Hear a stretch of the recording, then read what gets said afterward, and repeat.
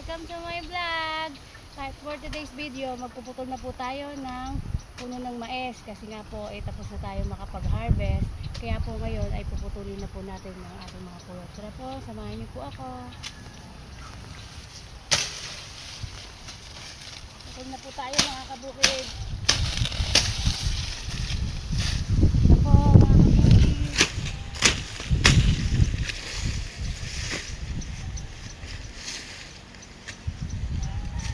Ito po ang trabaho natin dito sa bukid.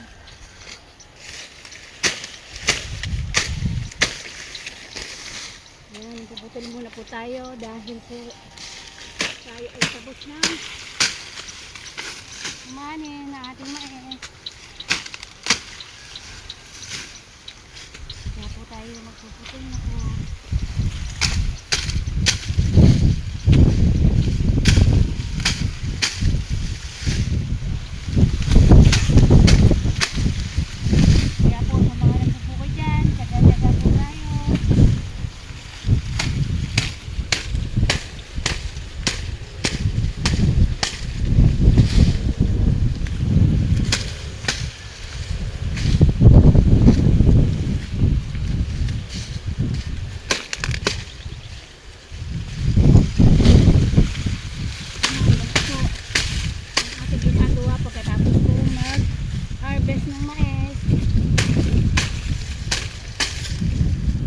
Pag ito po ay hindi pinutol, hindi po kukunin ito para sa pakain ng baka.